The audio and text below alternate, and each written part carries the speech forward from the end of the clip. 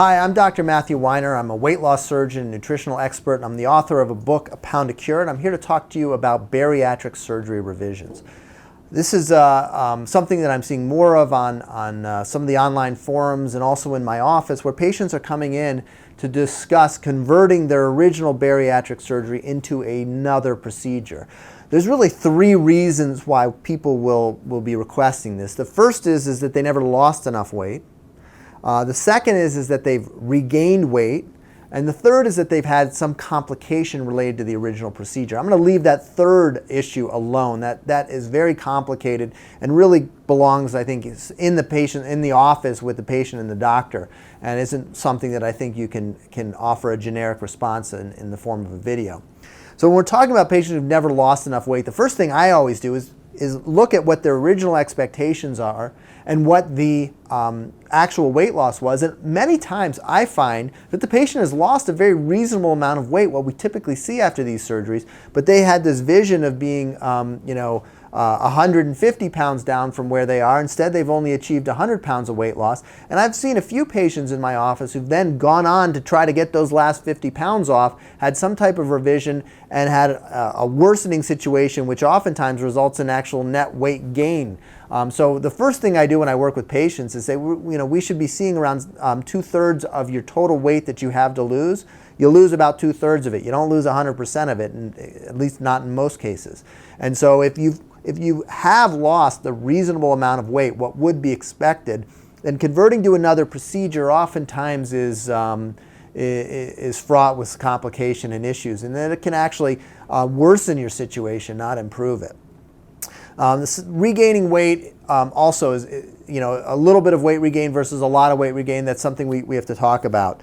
So I'm going to break these down procedure by procedure. So if you let's start with a gastric band.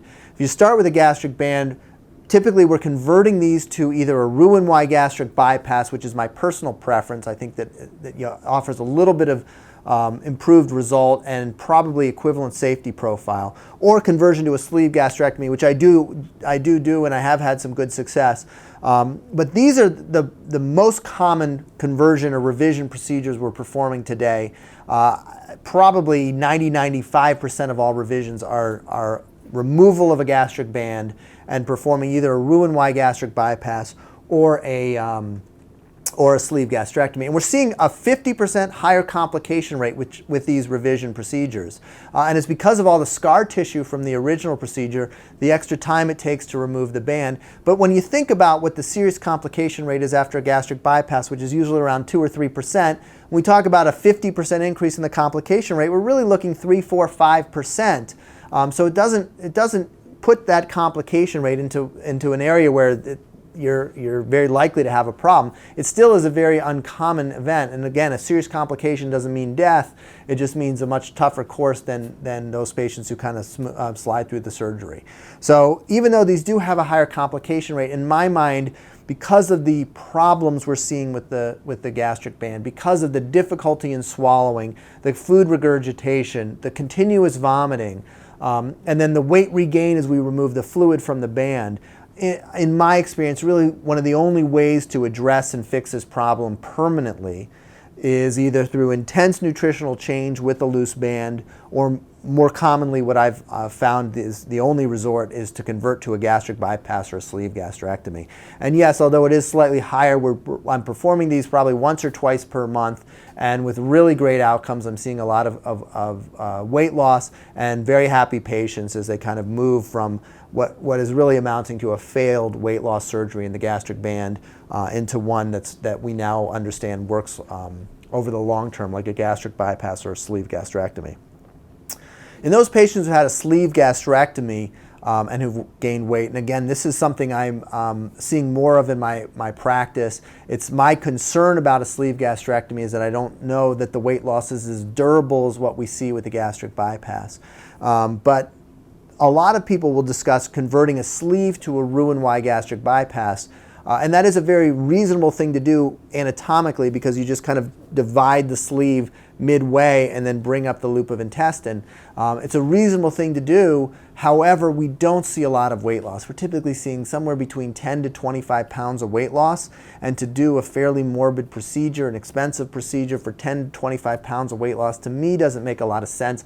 I've done this operation a few times. I reserve it for patients who have severe acid reflux as a result of their sleeve gastrectomy. And in these patients, they're very happy. We resolved the acid reflux. We do see a little bit of weight loss, but I've been very unimpressed with the amount of weight loss. This is not, you're not going to get 50, 75, or 100 pounds of weight loss off in most situations. What is being done with frequency, not by me, but by some very competent and skilled surgeons out there, is they're taking the sleeve gastrectomy, which is really part of the duodenal switch operation, and they're converting the patient from a sleeve gastrectomy to a duodenal switch. There's another interesting procedure that is really yet to catch on in this country, but is certainly being embraced, but is being done more often in Europe and South America, is the single anastomosis duodenal-ileal bypass, or called SADI bypass.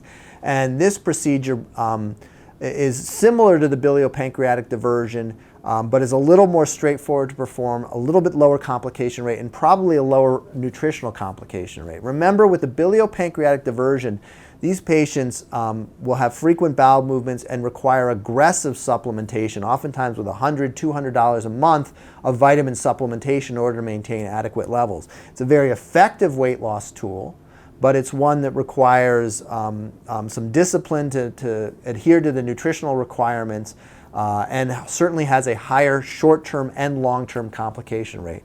So although this is an effective tool without question for addressing weight regain or failed weight loss in a sleeve gastrectomy patient, it is not a decision to take lightly. It is a full change in your future, your life going forward from that point. The idea of putting a gastric band over a sleeve is something that's extremely experimental. I really wouldn't offer that to a patient. I don't think that's an acceptable procedure. I've had some patients ask me about that. I think the only reasonable conversion of a sleeve gastrectomy is to this SADI bypass or the biliopancreatic diversion / duodenal switch. But this is, again, not for every patient. This has a significant amount of morbidity attached to it and is not a decision to take lightly. Conversion from a gastric bypass, I think there's even fewer options as far as what to do with weight regain or failed weight loss from a gastric bypass. As we've learned, there's a genetic response to surgery. There are patients who don't fully adopt the lifestyle changes that are necessary, and we do see weight regain, and we do see patients not lose enough weight after surgery. And these are unfortunate cases. Without question, the response is not surgical. The response is nutritional. When I see these patients in my office, we start from scratch. There's almost invariably a significant amount of non-compliance. We take things with a vegetable first approach. We get them on our pound of cure diet.